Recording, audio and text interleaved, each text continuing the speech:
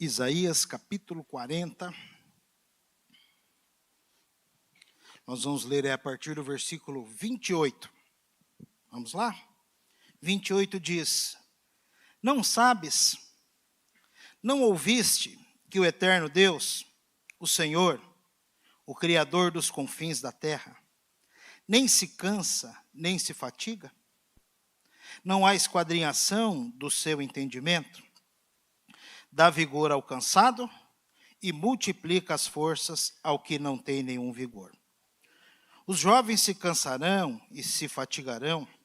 Sim, os jovens certamente cairão.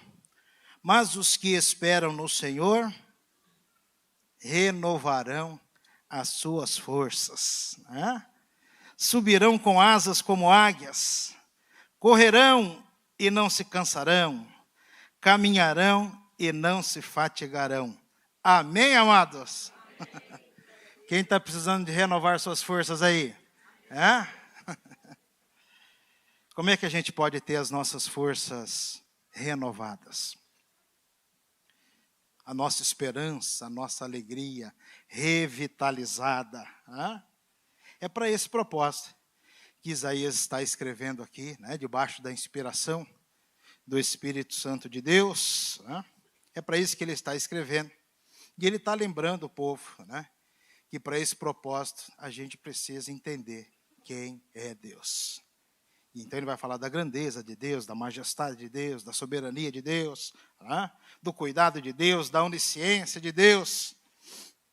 E esses são os maiores motivos, as maiores razões, os maiores vetores para termos uma igreja viva, forte, ativa.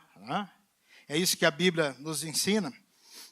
Em Daniel capítulo 11, versículo 32, ele está dizendo: o povo que conhece o seu Deus é forte e ativo. Outra tradução diz: e fará proezas. Quem? Quem conhece o seu Deus. A W. Tozer, talvez um dos maiores escritores do século passado, diz que o maior problema da igreja é que passamos a maior parte do tempo olhando para nós mesmos, para a nossa capacitação, ou para as nossas limitações. E isso, irmãos, apequena a nossa vida. O plano de Deus para nós é muito maior. O plano de Deus para nós é uma alta qualidade de vida. Como é que Deus chama essa alta qualidade de vida? Quem lembra dos nossos estudos em 1 de João? Deus chama essa alta qualidade de vida eterna. Porque vida eterna, a gente aprendeu, é mais do que quantidade de vida. Vida eterna é qualidade de vida. E quando Jesus fala sobre isso, ele diz: e a vida eterna é essa. Ele está orando ao Pai, que te conheçam como o único Deus verdadeiro, e a Jesus Cristo a quem tu enviaste. Vida eterna é conhecer a Deus. A qualidade da sua vida está diretamente relacionada a quanto você conhece de Deus. E é isso que o Senhor está nos lembrando aqui, enquanto Isaías registra o capítulo 40. Quer ter as suas forças renovadas?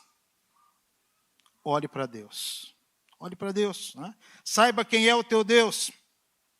Saber quem é Deus, eu disse isso esses dias para os irmãos, saber quem é Deus muda tudo, irmãos. Muda tudo. Eu disse isso no domingo retrasado, quando a gente estava pensando também aqui em Isaías, nós no capítulo 6, quando ele tem aquela experiência e enxerga quem é Deus. Mudou tudo na vida de Isaías. Ele conseguiu enxergar as suas limitações, aquilo precisava ser mudado, transformado, santificado, purificado. O avançou, fez avançar em santificação, o tornou mais sensível à voz de Deus, o capacitou para fazer o que Deus desejava. Em Deus, irmãos, em Deus a gente avança. Falávamos sobre isso domingo passado, pastor Paulo nos falou, né, dessa vida centrada em Deus, da nossa mente em Deus, nos faz vencer a ansiedade, o mal do século. Né? E agora Isaías está dizendo aqui que conhecer a Deus renova as nossas forças. Amém, amados? Renova as nossas forças. Né?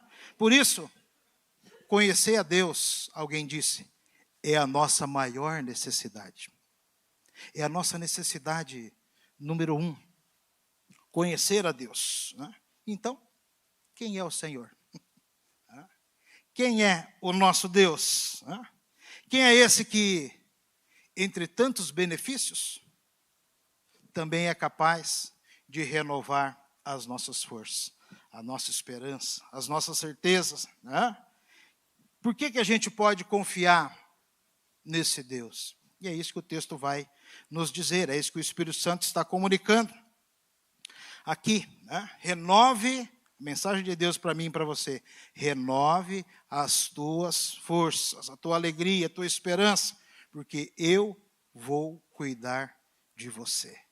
Vamos ver isso? Olha aí, versículo 10, versículo 11. Eis que o Senhor Jeová virá como forte, e o seu braço dominará. Eis que o seu galardão, a sua recompensa, vem com ele, seu salário, diante da sua face. Como pastor apacentará o seu rebanho, e entre os braços recolherá os cordeirinhos, e os levará no seu regaço. As que amamentam, ele as guiará mansamente. O que Deus está dizendo aqui, irmãos? Eu vou cuidar de vocês. Né? Eu vou cuidar de vocês aqui, ó, não de longe, aqui nos meus braços. Né? E aí nos versículos seguintes, ele mesmo vai dizer por que a gente pode confiar nessa promessa. Dos versículos 10 e 11. Então Isaías está dizendo, renove as suas forças naquele que é o grandioso Criador. Vamos ver? Versículo 12. Quem mediu com o seu punho as águas e tomou a medida dos céus aos palmos e recolheu em uma medida o pó da terra e pesou os montes e os outeiros em balanças. E aqui, observe, né, ele vai fazer aqui uma série de perguntas nesse texto. São perguntas retóricas. A resposta já está embutida na pergunta. Né? E ele está falando aqui, Deus é maior do que tudo o que ele criou. E o que ele criou? Que tamanho tem?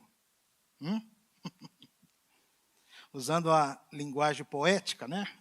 O autor ressalta a grandeza de Deus, em quem podemos confiar. Ele está dizendo, Deus é muito maior do que aquilo que você consegue enxergar. Deus é muito maior do que você. Deus é infinitamente maior do que os seus problemas. Não precisa se apavorar. Não precisa se desgastar.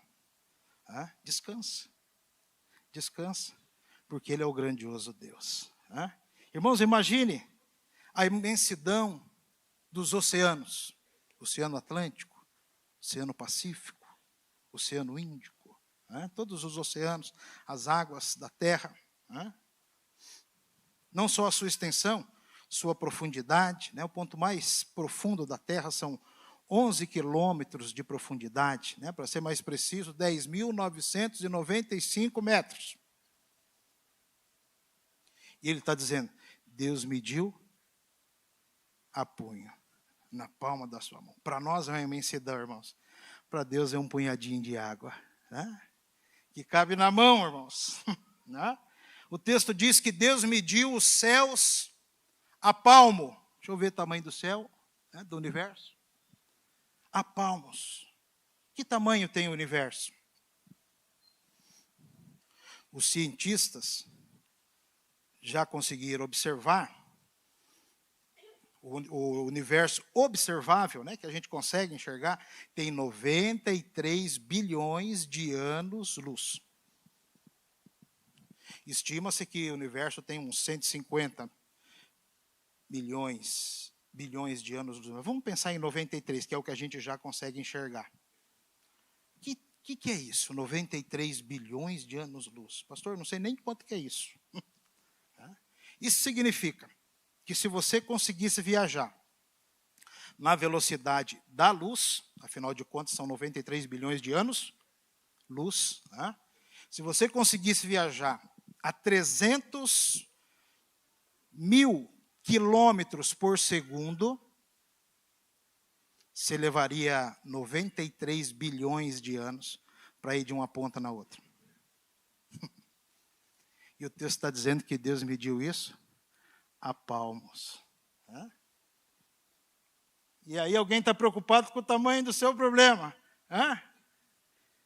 Quando o nosso Deus mediu esse universo a palmos. Veja comigo o versículo 26. Diz: levantai ao alto os olhos e vede quem criou essas coisas. Quem produz por conta o seu exército, né, as estrelas. Quem a todas chama pelo seu nome, por causa da grandeza das suas forças e pela fortaleza do seu poder, nenhuma faltará. Imagine, irmãos, a extensão desse universo, das estrelas.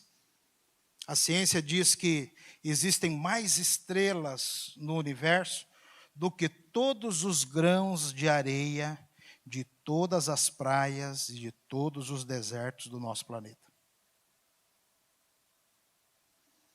E o texto está dizendo que Deus deu um nome para cada uma delas. E se Ele chama uma ou outra, ela não falta. Mais do que o criador deste universo, Deus é o sustentador deste universo. O grandioso Deus. Esse é o nosso Deus, irmãos. Então, Isaías está dizendo: renove as tuas forças, confiando neste grandioso Deus, neste infinito Deus. Confie, você pode confiar. E a gente tem falado sobre isso, né? Quem confia, entrega. E quem entrega, isso, descansa. E a ilustração mais prática que eu achei sobre isso é do motorista cansado. Já disse isso para os irmãos. O motorista está cansado, com sono, está sentindo que está perigoso já dirigir. Ele tem um colega do lado. E ele fala: viu, você não pega o volante e dirige um pouco para mim? Para eu poder descansar? Se ele confia, ele entrega o volante, sim ou não? E se ele não confia? Melhor eu dormindo do que ele acordado. Mas se ele confia, ele entrega, vai para o banco do carona. E se ele entrega, descansa. Né, irmãos? Quando a gente confia em Deus, a gente entrega, e se entrega, descansa. E as nossas forças são renovadas, irmãos. Amém? Renovadas. Por isso o segredo é confiar no Senhor. Os que renovarão as suas forças são os que confiam. E Isaías está dizendo por que eu e você podemos confiar. Primeiro, porque nós estamos falando do grandioso Criador deste universo. Mas Isaías continua. E nos versículos 13 e 14, ele vai nos dar outro motivo para confiar. Ele vai dizer: nós podemos confiar porque Deus sabe tudo. É o Deus onisciente. Vamos ler lá? 13 e 14, leia comigo. Diz: quem guiou o Espírito do Senhor? E que conselheiro o ensinou? Com quem tomou conselho? Para que lhe desse entendimento e lhe mostrasse as verdades, as veredas do juízo, e lhe ensinasse sabedoria, e lhe fizesse notório o caminho da ciência? Quem? Quem ensinou o Senhor? Que escola Deus estudou? Onde é que ele fez a graduação dele? E a pós-graduação, e o mestrado, e o doutorado, e o pós-doutorado? Quem foi o professor de Deus? Não, irmãos. É exatamente o contrário. Ele é a fonte de todo saber. Ele é a fonte de todo conhecimento. Ele não só informa quais são as leis desse universo, ele as criou. Ele é a fonte de todo saber, irmãos. A gente acha, Deus sabe. Deus não acha, Deus sabe. A gente sabe em partes, fragmentadamente. A gente sabe um pouquinho daqui, um pouquinho de lá. Deus sabe do todo. E mais do que isso, Deus sabe o todo do passado. Deus sabe o todo do presente. Deus sabe o todo do futuro. Né? Deus tudo sabe. Deus tudo sabe, irmãos.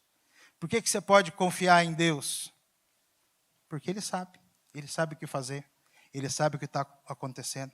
Ele sabe qual foi a causa. Ele sabe qual é a solução. Ele está vendo o que está acontecendo. Hã? Você pode confiar. Pode sentar no banco do carona. Deixa o volante na mão dele. Vai descansar. Né? Ele sabe, irmãos. É o Deus onisciente. O Deus onisciente. Mas na sequência, então Isaías vai nos dar mais um motivo para a gente viver nessa confiança. Né? Versículos 15, 17, 18 diz: Eis que as nações são consideradas por ele como a gota de um balde e como o pó miúdo das balanças. Eis que lança por aí as ilhas como uma coisa pequeníssima. 17 diz: Todas as nações são como nada perante ele.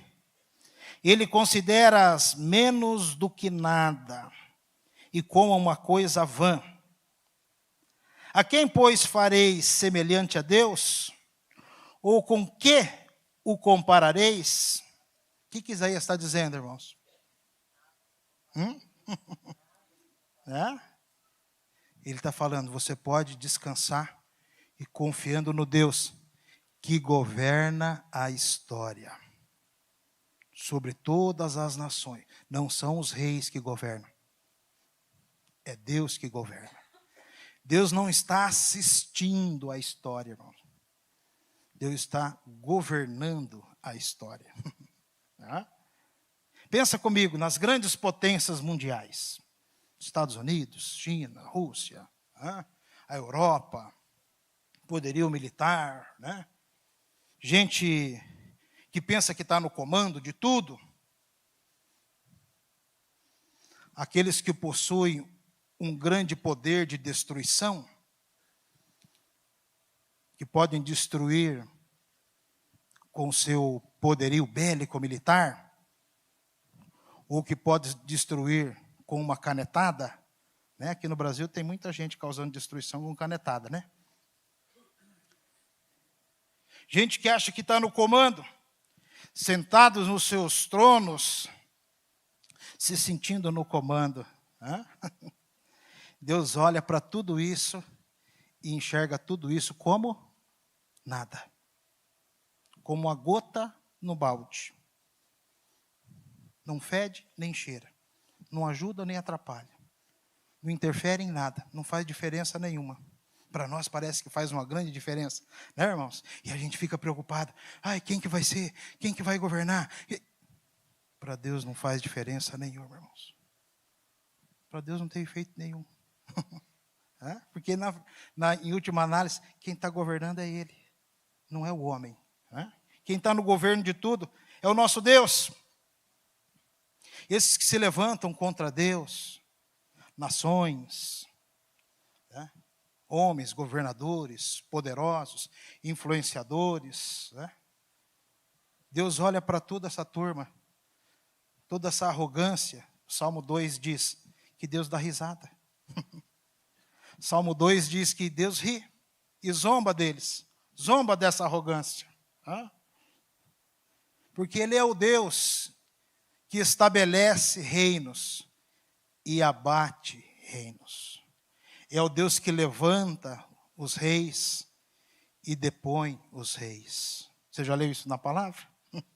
É Ele que faz.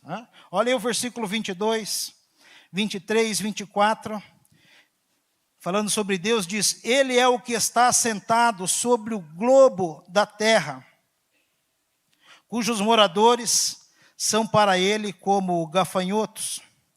Ele é o que estende os céus como cortina e os desenrola como tenda para neles habitar. O que faz voltar ao nada quem? Os príncipes, os governadores. E torna coisa vã os juízes da terra. Não se plantam, nem se semeiam, nem se arraiga na terra o seu tronco cortado, sopra sobre eles e secam. E um tufão, como praga, os levará. Estão aí governando hoje, amanhã não estão mais. E Deus, o Deus eterno, continua. Amém, amados? Muita gente já se levantou, né, na história da humanidade, às vezes até se achando Deus. Já faz tempo que não está mais aí. Né? E o Deus eterno continua no governo, irmãos. Continua no governo. Né? O nosso Deus é o Rei dos reis. É Ele que depõe os reis, é Ele que levanta os reis. É Ele que inclina, a Bíblia diz que Ele inclina o coração do rei para onde quer, para onde Ele quer. Né? O rei está achando que está decidindo por ele. Na verdade, é Deus que inclinou o coração dele para decidir daquele jeito. Né? É o Rei dos reis, Senhor dos senhores. Nada acontece sem que Deus permita. Né? É Ele quem está no comando da história, meu irmão. Lembre-se disso. Né? Abre os seus olhos para quem é Deus. A sua confiança em Deus vai subir para um novo nível, irmãos. E vai fazer uma grande diferença na sua vida. As suas forças vão ser renovadas. A sua esperança, a sua paz serão renovadas. Esse é o plano A para renovar as nossas forças. Mas dá para a gente chamar ele também de plano U. U do quê? O de único, irmãos, né? Porque é o único plano que funciona. Tem plano B? O ser humano, tão sabido, né? De vez em quando cria um plano B, mas não passa de ilusão. E é exatamente sobre a inutilidade desse plano B que Isaías vai falar agora. Dos versículos 18, 19, 20, ele está dizendo ali: a quem, pois, fareis semelhante a Deus? Ou com que o comparareis? E aí ele vai falar dos deuses criados pela mão humana. Né? O artífice grava a imagem, o ourives, a cobre de ouro, cadeias de prata, funde para ela. O empobrecido, que não pode oferecer tanto, escolhe madeira que não se corrompe. Artífice sábio busca para gravar uma imagem que se não pode mover. Porventura não sabeis, porventura não ouvis? Ou desde o princípio se vos não notificou isso mesmo? Ou não atentastes para os fundamentos da terra? E o que ele está dizendo aqui, gente? Não tem plano B. Não tem plano B. A gente confia no Senhor e pode confiar no Senhor, porque Ele é o único e incomparável Deus. O resto é ilusão. O resto é obra das mãos humanas. Nem se mexe. Isaías aqui, inspirado pelo Espírito Santo, está nos alertando quanto à inutilidade dos deuses que nós criamos. Você sabia que o ser humano é especialista em criar deuses? É especialista. Ele às vezes não percebe, mas ele foi criado para Deus. E quando ele não está adorando o Deus verdadeiro, o anseio da sua alma, né, o faz criar muitos outros deuses. Então, alguns confiam em deuses de gesso, de madeira, né, de prata, de ouro. Outros confiam num Deus chamado dinheiro, riquezas. Eu posso descansar porque a minha conta corrente está cheia. Né? Eu posso descansar porque eu tenho uma boa fonte de renda. E eu confio nessa fonte de renda. E aquilo se torna um Deus para a pessoa. Ocupa o lugar de Deus. Talvez alguém crie um Deus depositando a sua confiança em outro ser humano. Em um parente, um familiar. Outros confiam em si mesmo. Né? E hoje, mais comum do que nunca, né? As pessoas confiarem em si mesmo, idolatrarem a si mesmas, idolatrarem a sua vontade, idolatrarem os seus planos, idolatrarem a sua capacidade de pensar, de refletir. Né? E alguns agem assim, eu sei, a Bíblia diz isso, mas eu penso diferente. Deus fala para fazer assim, mas eu acho que se eu fizer diferente vai dar mais certo. Tem gente pensando isso hoje, em dia? Mais do que nunca. Né? Mais do que nunca. E sabe o que Isaías está dizendo? Não adianta. É ilusão. Né?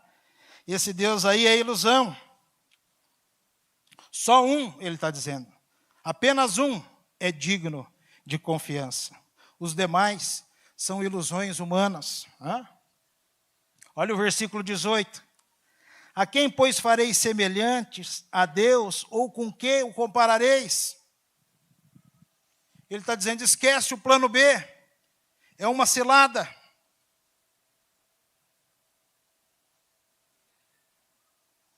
E ele está dizendo, renove as suas forças, confiando no único e incomparável Deus. Amém, amados? Irmãos, conhecer a Deus muda tudo. E o contrário também é verdadeiro. Não conhecer a Deus estraga tudo. Não conhecer a Deus complica tudo. Você quer ver o que acontece quando alguém não conhece a Deus? Está aí na sua mão, versículo 27. Olha lá. Por que, pois, dizes, ó Jacó, e tu falas, ó Israel, o meu caminho está encoberto ao Senhor? Ou seja, Deus não está vendo. Né? Deus não está vendo. E o meu juízo, o meu direito, passa de largo pelo meu Deus. O que a gente tem aqui? O povo que não conhece a Deus.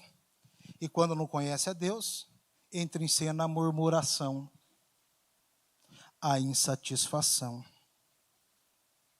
a insegurança. Entra em cena a desconfiança.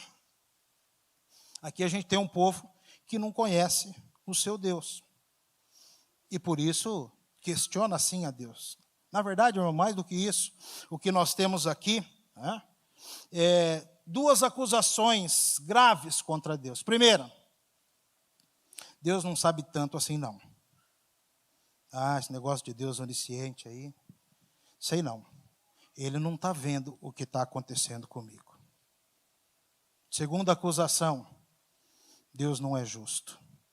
Deus não é justo porque eu não merecia isso que eu estou passando. Ou Deus não é justo porque eu merecia muito mais do que Ele está me dando. O que é isso, irmãos? É o resultado de um coração que não conhece a Deus. É comum as pessoas pensarem assim nos dias de hoje? Eu merecia mais. Eu não merecia esse sofrimento. Deus não está vendo o que eu estou passando. É assim o coração daquele que não conhece a Deus. E isso é antigo, irmãos. Olha lá, isso estava lá no tempo de Isaías, 750 anos antes de Cristo. Isaías já está falando disso. Aliás, no primeiro capítulo, Isaías está dizendo, Deus estava dizendo, o boi e o jumento conhecem o seu dono, mas o meu povo, Israel, não quer me conhecer. Já pensou? Hein, Fátima? Tem gente que está perdendo para o jumento. Isaías capítulo 1. O boi e o jumento conhecem o seu dono, mas o meu povo não quer me conhecer. E aí dá nisso, irmãos, dá aqui no versículo 27. insatisfação, desconfiança, murmuração, né? Esgotamento, não é verdade? Estresse. O povo que não conhece quem é Deus se torna um povo amargurado, se torna um povo encolhido, se torna um povo passivo, se torna um povo fraco, se torna um povo acovardado, um povo assustado com as tempestades da vida, com as ameaças dos homens, né? É o oposto do que a gente disse agora há pouco, né? A declaração de Daniel: o povo que conhece o seu Deus é um povo forte e ativo, fará proezas. Por isso, a resposta para a queixa do versículo 27, que está no verso 28, no verso seguinte, vai dizer: Deus tudo sabe, Deus tudo pode, Deus não se cansa, Deus é poderoso. Olha lá, 28. Não sabes, não ouvistes que o eterno Deus, o Senhor, Deus eterno, a eternidade de Deus. Deus, o Senhor, é o quem está no governo, né? O Criador dos confins da terra, né? O Criador e sustentador do universo. Olha o que Isaías está dizendo aqui, está apresentando para esses corações, né, fechados para quem é Deus. Ele está dizendo quem é Deus. Ele está apresentando para eles quem é Deus. Né? Ele diz: ele não se cansa, ele nem se fatiga, né? Não há esquadrinhação do seu entendimento.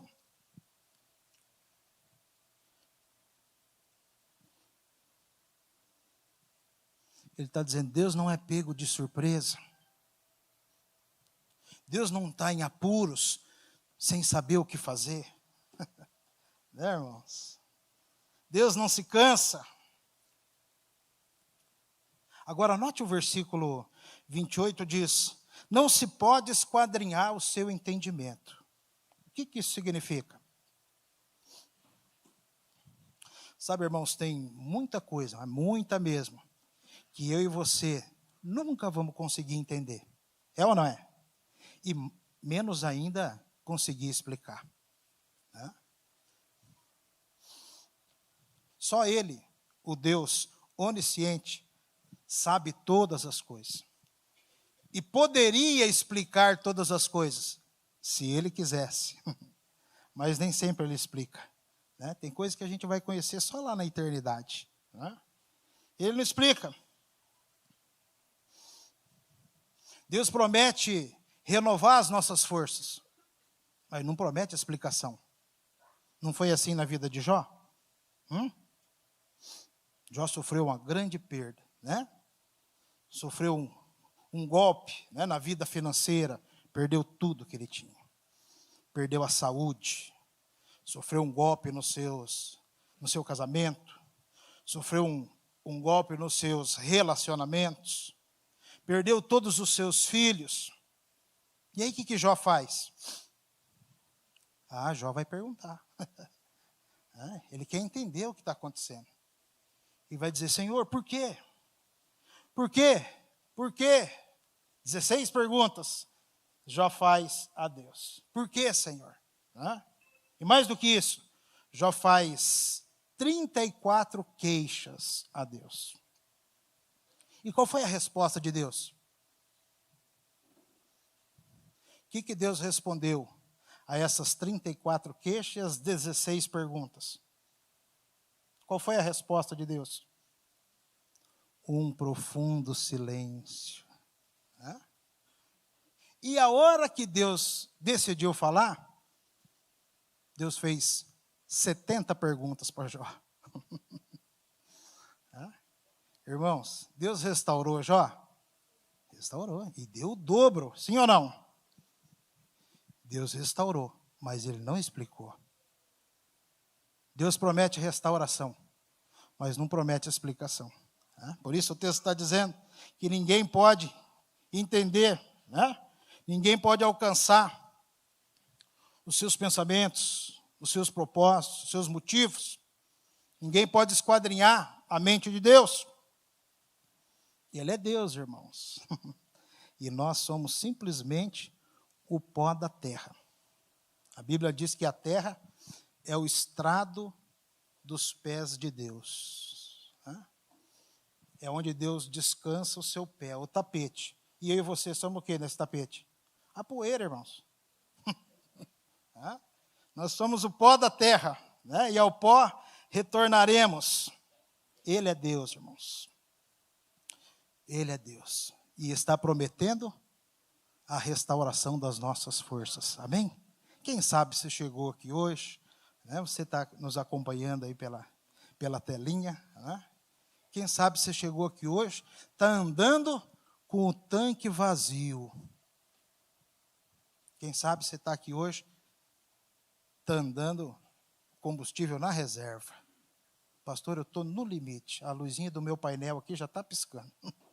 Né? Eu estou cansado, eu estou estressado,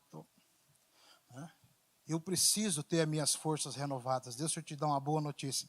Deus te trouxe aqui nessa manhã para renovar as suas forças. Amém, amados? Para você aprender como renovar as suas forças a cada dia. Renovar a sua esperança. Renovar a sua confiança. Renovar essa certeza de que você está em boas mãos. Nas mãos do Todo-Poderoso. Na mão daquele que tudo sabe. Na mão daquele que tudo pode. Nas mãos daquele que quer cuidar de você, né? Como um pastor que cuida do cordeirinho com todo amor, com todo carinho. Agora olha aí o versículo 31. Para quem que é essas forças renovadas? Para os que esperam no Senhor. Os que esperam no Senhor. Não é para o forte na sua força. Não é o rico na sua riqueza. Não é o sábio na sua sabedoria. É para os que esperam no Senhor. Não é o trabalho que você tem, meu irmão. Não é a empresa que você comanda. Não são os negócios que você realiza. Não é a tradição, a boa tradição da sua família. Não são os diplomas que você conquistou. Não. É confiar no Senhor. É confiar no Senhor, irmãos. Não depende de nós. É do Senhor. Não é uma conquista nossa. Né? É um presente de Deus. Agora, observe algo aqui interessante. Quando ele está dizendo que as nossas forças serão renovadas, ele diz, vai renovar os que estão voando, né? Voarão como águias, correrão, caminharão. Parece que ele está escrevendo em ordem decrescente, né? Voando, correndo, caminhando. E aí talvez alguém que tem estudado oratória, né? Tem estudado o comportamento humano, os cientistas, os pesquisadores aí da oratória vão dizer, está na ordem errada, porque o certo seria terminar numa crescente. Né? Talvez se eu e você fôssemos escrever isso aqui, a gente escreveria os que andam, os que correm, os que voam. Né? Mas por que está nessa ordem que parece invertida? Será que está errado? Não, não pode. Não pode, porque quem inspirou esse texto foi o próprio Deus, é o Espírito Santo de Deus. Então, muito provavelmente, irmãos, o que o texto está nos lembrando aqui, é que o que esgota as nossas forças não são as poucas vezes que nós voamos. O que esgota as nossas forças não são as poucas vezes que nós corremos. Tem gente que não está nem conseguindo correr mais. Não é? O que esgota as nossas forças? O que estressa? Né? Irmãos, é a rotina, a caminhada do dia a dia. Sim ou não? É a rotina do dia a dia. Vai para o trabalho, volta para o trabalho. E amanhã? Vai para o trabalho, volta para o trabalho. Leva o filho na escola, traz o filho da escola. Né? E é para essa rotina, irmãos, do dia a dia, que a gente precisa ter energia. Sim ou não? Né? Porque demanda energia nossa o tempo todo, irmãos. E é isso que Deus está dizendo. Até para essa rotina do dia a dia, que tanto nos desgasta, Deus pode renovar as nossas forças. Amém, amados? Qual é o segredo para a gente ter as nossas forças renovadas? Confiar no Senhor. Mas quem é que consegue confiar no Senhor? Quem conhece o nosso Deus. Para a gente confiar, irmãos, a gente precisa conhecer. Por isso, repito, a nossa maior necessidade, qual é?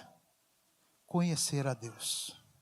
Nossa maior necessidade não é trabalhar, nossa maior necessidade não é comer e beber, nossa maior necessidade nem é dormir. Tudo isso é bom, é importante, deve ser feito.